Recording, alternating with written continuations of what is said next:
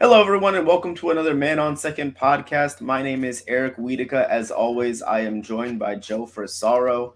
Uh, how we doing this weekend, Joe? How we feeling? Oh, feeling good. Marlins took two or three at Atlanta, so that's always a difficult place for the Marlins to win.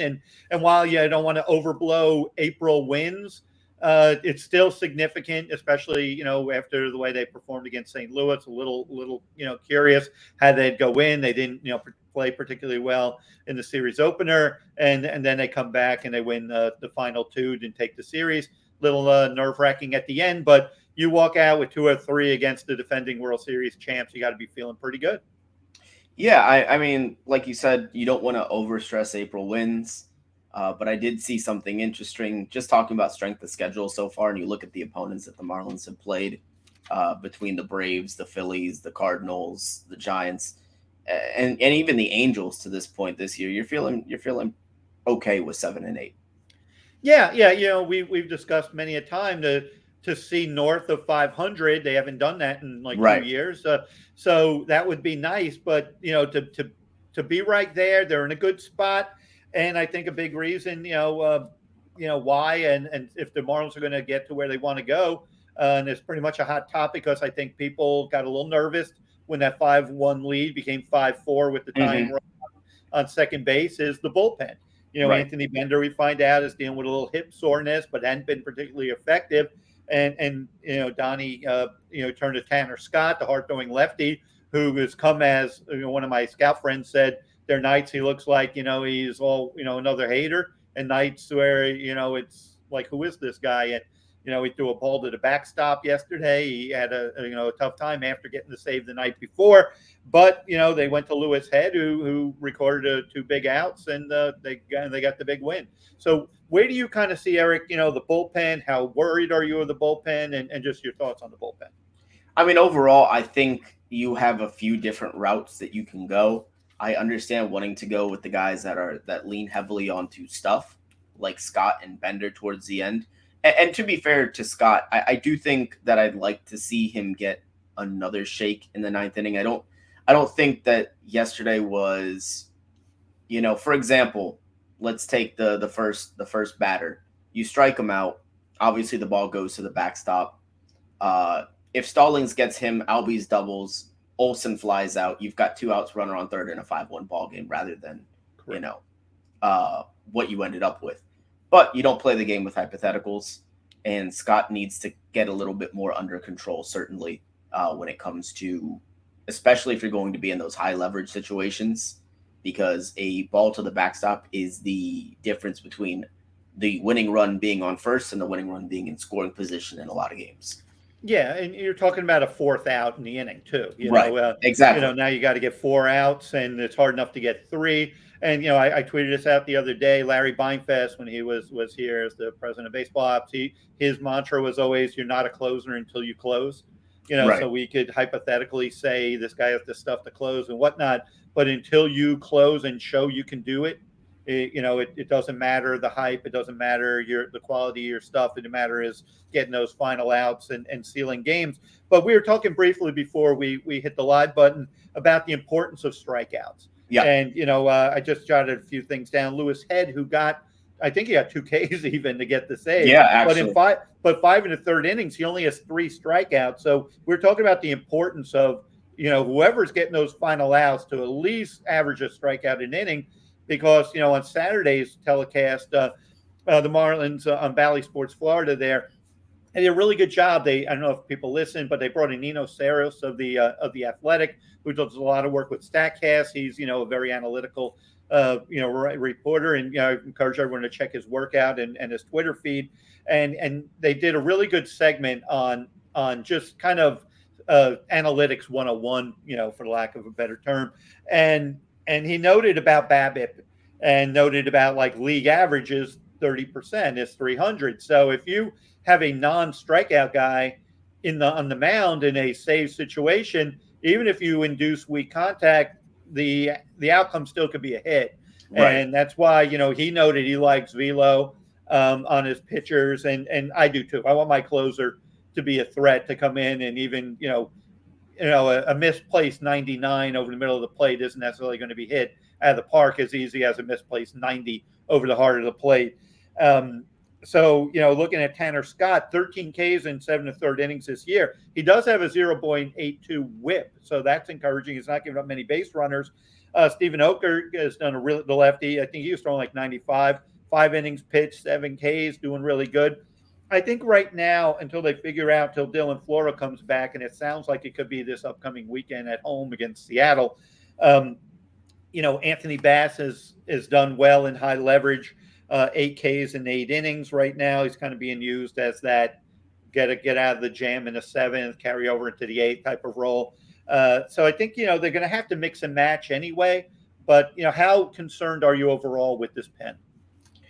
Overall, I'm not incredibly concerned, just because I think you have a bunch of really quality guys, but I'm not sure if you have a closer. If you're going with experience and as you mentioned, Larry Beinfus said, you're not a closer until you close. One name that you didn't even mention there is a guy like Cole Sulser. And I know that I'm sorry, it was an oversight. He doesn't really have the velo necessarily. He averages about 93, tops out 94 on the fastball. But he did have 73 strikeouts last year in 63 innings in Baltimore. And he did save 8 games. So he's a guy that I think at some point, I think until we get it settled, it's kind of going to be a rotating wheel of guys. And at some point, I think someone's going to take the baton and run with it. And if I'm just going off of prior experience, he's the guy that I think I would tab as most likely to take that baton and kind of run with it. Yeah, great catch. I overlooked him. I have him here in my notes. In his career, just so people, 99 and 2/3 innings, 107 Ks, 6 Ks and 6.1 this inning. So he is fitting that mold of being able to get those strikeouts. Right now, he's been used in those setup roles, but you are correct. And difference, obviously, with Tanner Scott, a lefty, and Sulser, a right-hander. So I agree with you. I think yesterday also is a little bit of a product of, and no knock on Jesus Luzardo, because I thought he threw very well, but it was a 5 inning start. He did really well against a tough lineup in a tough place to win. But, that's the difference. They had a couple of 7 inning starts when we saw Pablo Lopez and 8 innings with Sandy. If you can shorten that game another 2 innings, and I think that's what's going to separate when Luzardo, we always hear he has ace stuff or top of rotation stuff, but getting those innings is going to be important. At least 6. Even if he graduates from 5 innings to 5 2/3, then to 6, that's moving in a direction which I also think is most importantly going to take the weight off this bullpen. So there's not so much, well, maybe Sulser pitched a little bit earlier, or, maybe a long guy was already tapped out for doing another long start, a long stint, because Eliezer may have gone 4 2/3 the day before. That type of stuff, I think, all fits in. And keep this in mind too, everyone, because I'm not really overly concerned about the closer in April. The team hangs around. The trade deadline, a very strong possibility you could go get a closer. And I'm going to keep harping on it. I think they have a closer, or certainly a 8th inning setup guy in Jacksonville right now, in Max Meyer. Yeah, it's definitely an intriguing option. I think right now, just based off of how the organization sees him, I think that they're going to give the rotation a couple more, turns through to see if a guy like, Eliezer had the great performance prior to the last start. And even Trevor's been struggling a little bit, although I think Trevor's track record indicates that he's more likely to turn things around. I think that they're going to give the rotation a couple more turns through and see and kind of weigh their options as to bringing up Max Meyer to be part of the rotation. Because I think ultimately, at least internally, and I'm not sure if this is correct, I think that they like what they have in the bullpen in terms of the quantity they have. And I think that they believe that can kind of make up for maybe the lack of like a dominant closer. Yeah, and so let's be honest, they probably aren't going to get a dominant closer, because you're going to be trading with the teams that are out of it. You're not going to, so you're going to be looking at teams that aren't winning a lot anyway. So you're probably going to, if you want to get a little creative, maybe trade for a controllable, like a younger guy who's might be in the seventh inning with somebody that throws 100, Yep. and can bring him in and factor into that equation. But excellent points on Max Meyer as well. Um, and obviously this is as early in the year. Oh, I wanted to point this out before we get into the offense a bit. I found it also encouraging, yes, to win 5-4 and pretty much hold off the Braves yesterday, but they won a 9-7 game. Yeah. And that was the Eliezer game, where they they didn't get the elite starting pitching, and they won that game anyway. I find that encouraging. Obviously, if you could, because this is basically a pitching, timely hitting type of constructed roster. You go in and you win a little bit of a shootout with the Braves. I think that was very encouraging, because they could have let that game slip away. There was a lot of lack of shutdown innings in that game and lead changes, and they had to come up big, and the offense came through there. And overall, well, lo and behold, Jazz Chisholm Jr. is hitting leadoff, and next thing you know, they're scoring some runs, and Jazz is making some things happen. But before we get into Jazz, I want to talk to you about Avisail Garcia and Jorge Soler, who, congrats to Soler for getting his ring, which is about as big as a car, I think. The World Series ring in Atlanta. He did show some life. Your thoughts? These are their two high-priced guys, free agents. They're corner outfielders. These are the reasons why De La Cruz isn't playing more. This is the reason why, Lewin Diaz is still in the minor leagues and things like that. They rolled the dice over $80 million for these two, both off the slow starts. How concerned are you with Garcia and Soler? I think right now I'm a little bit more concerned with what I've seen from Garcia than what I've seen from Soler. Because I still see with Soler, the ability to draw a walk. And I know that there was a really good point about exit velo with Avi Garcia. And, I think he went 116 off the bat Saturday night. And obviously he almost hit the homer yesterday. It's just, I love exit velo numbers, and I think that's a really good indicator of when the guy does put the bat on the ball, how lucky or unlucky is he. Mm-hmm. That said, you got to put the bat on the ball. He goes 1 for 5. He strikes out 4 times yesterday. Yeah. That's what's really frustrating to me is the K rate with him. Again, Soler's walking a little bit, so I can kind of live with that. And Soler has precedent for this. I believe in his career, he's a much better hitter in the second half than he is in the first half of seasons. But with Avi, it's pretty evenly split for the most part. So it's a little bit more uncharted territory there. So I if I had to choose one guy that I'm more concerned with, it would be Garcia for sure. Yeah, I would agree with you. And I'm looking down because I'm looking at notes. There were some things about Garcia. As you know, BABIP 250, right. K rate 30%, 30.6, and just a 2.0 walk rate. Yeah.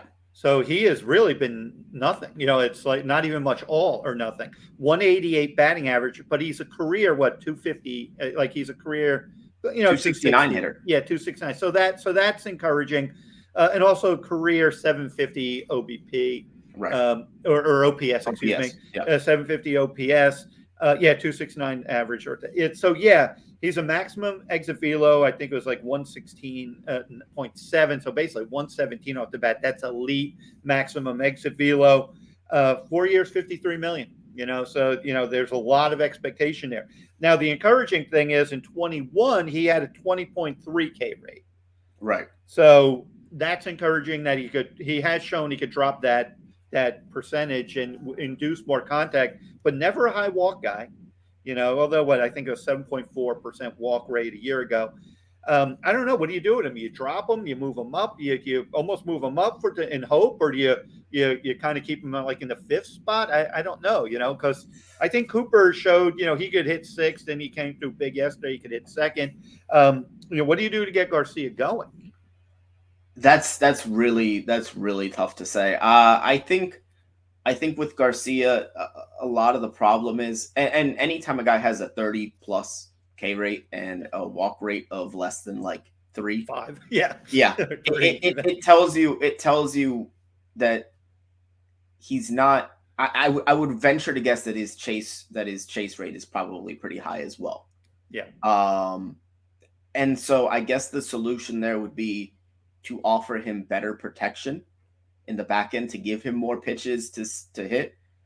But ultimately, and to an extent here, the reason why I think in a year like this year, we ought to give some guys a little bit more of a leash is Mm-hmm. just number one, league wide. Everything is bad. I think the league average OPS right now is like 676, which is awful. Yeah. And I think a lot of that has to do with the lockout. Quite frankly, guys getting in late. Pitching is already ahead of hitting to start spring. And then when you had to expedite everything, I think this was kind of bound to happen to Mm-hmm. an extent.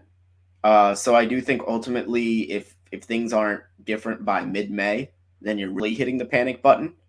But ultimately, the games count now, so you Okay. have to try to do something. I think the answer would be to try to offer him better protection with the guys behind him. Yeah, that's a good point. And then um, a little bit before I segue over to Soler. Um, I'm also mildly concerned about his durability. He came out Right. of the game Yeah. the other day with an upset stomach. He's dealt a little bit with a tight back. So I want to see him on the field. And then Right. if you're a little off health wise, that could lead to it. But to your point about Soler, who yes, that's another max exit velo. 114, almost 115 on the double the other night. Hmm. Career um, uh, 791 OPS. Um, this year, even with the 26.9 K rate, he has 11.9 walk rate. So he's Exactly. walking, Yeah. so that's encouraging. And his BABIP is 256, so maybe he's a tad unlucky. So if he makes enough contact, we've talked about it. I think those guys have track records. They're over 700 OPSs in their career, closer to 800, which we could certainly a very good league average or higher than league average, but a productive number.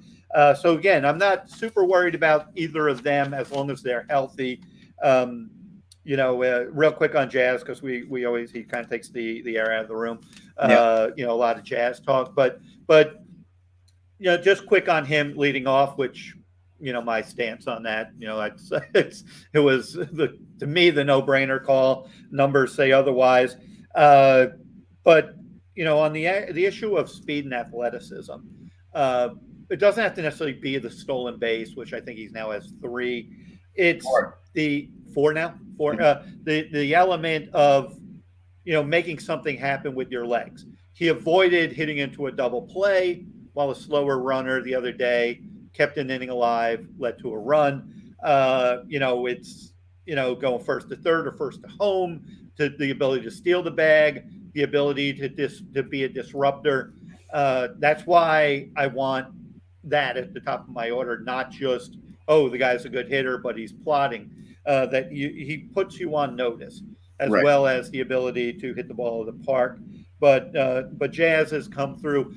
Real quick, what did you think about the decision to pinch hit for him the other night? I mean, ultimately, I think Jazz is starting to get to the point, and it'll happen eventually, where Mm-hmm. he will graduate beyond something like that. I think it'll get to the point where Mattingly just can't make those types of decisions late in game anymore. Uh Uh, huh. but ultimately, until Jazz, because he's you look at his career numbers, and they don't exactly jump off the page. And I know, and as you know, a lot of that has to do with the second half of last year. I think he's a lot closer to the guy that we've seen so far in the first half this year than the first half last year. Yeah. But I think eventually that's going to become a non-issue because if he Mm-hmm. continues to play the way that he has, that's just not going to happen anymore. Yeah. This is a point I just wanted to make. Hmm. When he gets pinched, okay, Tyler Matzik. Okay, we know he's super, difficult. I called his numbers up. 6 appearances, 5 and 2/3, 6 cases, 0.53 WHIP. Career 3.45 ERA, 1.34 WHIP. So I don't have his splits right in front of me against lefties. I don't really care so much. Some guys you care about splits. You don't really care about a guy's splits when you're facing, Trout or whatever. Exactly. You're better players. Now it's about your player. Yeah. Okay, we're playing an April game, and you got Jazz showed you the other night when he was he had like three, he was 0 for 3. He had a K in there, and then he hits the icing on a cake home run. Yeah. So he doesn't get that opportunity for a fourth at bat. But more importantly than that, it's like I'm not playing the matchups there with Jazz for the fact that, okay, Tyler Matzik, we know is a good hard-throwing left-hander who's tough to hit. Okay, we're playing a game in April. Let's say he sees him that night and strikes out. Well, what if he sees him? Now, if he doesn't see him, we're going to be playing games in the second half of the year against the Braves that you need a win. And you're going to have to see Tyler Matzik. You have no history now with him. You might strike out against him with a tough slider or whatever, or however he sequenced you, and you make the adjustment. And maybe you hit a big hit off him. Maybe you K 3 times against him, and then you get a big hit off him when the season's on the line. But when you're doing, it's not just Jazz; it's a lot of these players. It could be Sanchi or whatnot. I want them to see Tyler Matzik. That's the best the Braves have. So I want my best to see their best because you're going to face them 19 times, and then potentially, like a couple of years ago in the pandemic year, in the postseason. Right. Unless Brian De La Cruz is Nelson Cruz, you didn't necessarily. You could say you got the matchup, but you're still pretty small sample sizes on Jazz's splits because he's basically second year. He's a second year player. Exactly. Yeah. And De La Cruz, who's a one half of a first year player. So he's a second year player with very limited big league experience. So it's not exactly, it's like, where do you draw that line of seeing enough? Yeah. If you're going to pinch hit for him, if you're pinch hitting him Cooper, if he's not playing and that's your pinch hitter, okay, a little more of a track record. They did pinch hit Soler for him. I'm not crazy about it, but at least it was Soler earlier in the year. Like I said, let him see Matzik because he may become better by seeing him, even in failure. Because it is a sport of failure, but if you're not allowed to fail, then you can never correct. And that's the history of this sport. Any good player has had to work through something. So, I don't want to make it all about that, but I found that interesting. And, I wanted to raise those points about Jazz in the leadoff spot. The model, it seems that the Marlins are kind of looking at a team that's not afraid to mix and match are our friends over in the west part of the state, the Tampa Bay Rays, who took 2 out of 3 from the Red Sox over the weekend. Shane McClanahan looked really good. South Florida guy, still at our root here at Man on Second. We're going to touch on in-state, players, South Florida guy. I noted that, 7 innings by McClanahan. His ERA is under 2.45 on the year in 3 starts, 7 Ks and 7 innings against the Red Sox. Second time in his career, he's gone 7 innings. I think the kid's going to be a legit ace. Mm-hmm. Yeah, no, I McClanahan is really good, and I can't wait for them to finally get healthy, and have him and Baz kind of towards the top of that rotation.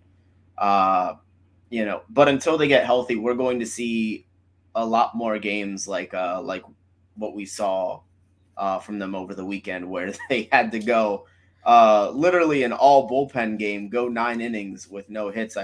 It was almost like watching the Marlins. They had a no-hitter going 0-0 in the ninth. No, but they end up winning that game. Kevin Kiermaier with the game-winning homer. Am I crazy for thinking that it's almost more impressive when you have like 6 guys going in a no-hitter? Yeah, I don't get all offended by the combined no-hitter. Some people just lose their mind on Twitter, and that's not the way you draw it up. But you mentioned a good point. Shane Baz is hurt. Luis Patino's hurt. Ryan Yarborough's hurt. Those are 3 starters for the Rays. Yep. You don't just necessarily. You imagine if the Marlins were out without Pablo and Trevor and Luzardo. We complain about bullpen days, and if they did a bullpen day and do a no hitter, I think every Marlin fan would be elated by that. But some of the hysteria is crazy. I mean, JP Firereason. I never pronounce his name right. I know who he is, obviously, but I just never can say it. Firereason, I guess. He started that. This is a unique guy. Obviously, they got him from the Brewers a couple of years ago in the Willie Adames trade. Uh, the guy's already got like 2 games started, and he's got like 3 career saves. It's like that's your typical Rays pitcher. It's like he's completely maximized whatever they do. But he started that game, the combined no hitter. But again, that's a team, and the beauty of the Rays is, they give up the 2 runs in the 10th, and then Kiermaier with the walk-off homer, and they scored 3 and win 3-2 in a game with 5 hits. I think in the Rays, I think got 3 hits in the 10th, and the Red Sox got like 2 hits. Bottom line with the Rays, and what I like to see the Marlins do more of is, and this is how you know when the Marlins are good, is winning these close games, winning these comeback games. No matter what, you're still in it. And that's what I don't want people to lose, the fact of beating the Braves in Truist Park, even blowing a big lead, supposedly, but holding on is still very important, because the Braves know how to win that game. They've beaten the Marlins enough times that way that you got to shut it down. I don't care if you hold on, or you have a 10-run lead, you win by 1, you still won the game. And the Rays have that ability to always fight back. It seems like whenever they lose, it's fluky. But I will say I am a tad concerned that, it is April, and to be without the players I mentioned, they're going to need that starting pitching, I think, to really have a chance to defend their AL East title and win close to 100 games. Obviously still really good. But I think that, the Rays, there are challenges with them right now. You're not going to constantly be able to just call up some reliever and make, a Nick Anderson or, last year get 20, good innings from Adam Connolly. How do you, it's just really hard to be that team, but they keep proving us wrong, and they keep proving that they can win no matter who they throw out there.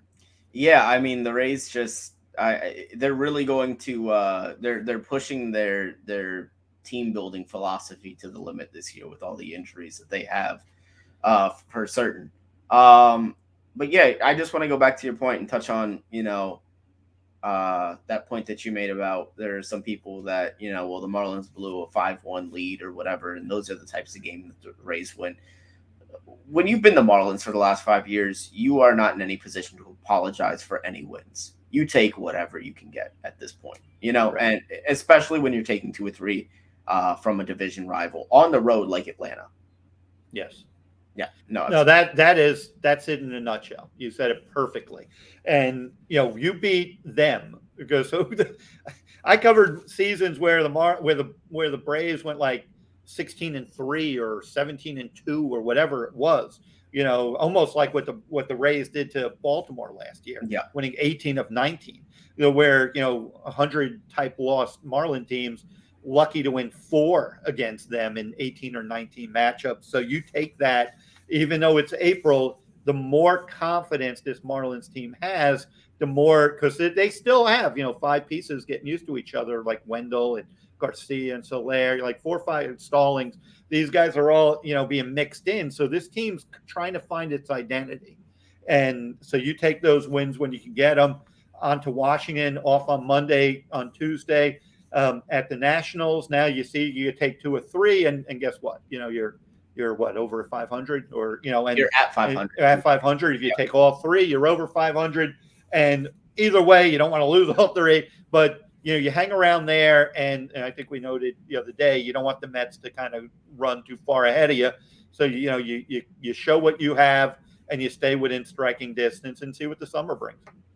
Yeah, no, absolutely, and like you said in the lead up, especially when you have Sandy and Pablo going, the first 2 games of the series against the Nationals, and they're pitching the way that they have. This, as far as I'm concerned, I know it's April, and I know this is going to sound ridiculous, but when you have your top 2 guys pitching as well as they are against the Nationals, who are 6-12 now, I believe. Yeah. This is a must-win series. You have to win this one. Yeah. I know it's ridiculous, but if you're going to be competitive, you want to make statements. Yeah, it's your point, I think. Yeah. Right. You want to make a statement that you're more than just this floundering close to. But we're going to make a statement because we're going to keep these podcasts not running too long. But before we Absolutely. sign out, I want to just give a little plug to our friends at Dugout Mugs. Great product. We love our dugout mugs here. And as Eric has on the bottom of the screen there, dugoutmugs.com/man-on-2nd. Orders yours today. That helps us out for what we're doing. So to bring this content, I think our analysis has been. I think we're off to a great start as a podcast. Our analysis have been on point. Really proud of the work that you and Mike do, and can't appreciate you guys enough for what you guys do for the brand. And carry us out of here, Eric. Tell people how they can find us. Absolutely, Joe. I appreciate it. So you can find all of our podcasts. You can follow along on Twitter at Man on Second. That's going to be at Man on 2ND. And then you can find all of our full length video podcasts on the 5 Reasons Sports YouTube channel. We will be giving you guys more content throughout the week. I believe Thursday we're going to be doing something, and we're always here at every twist and turn. So we will see you then. All right.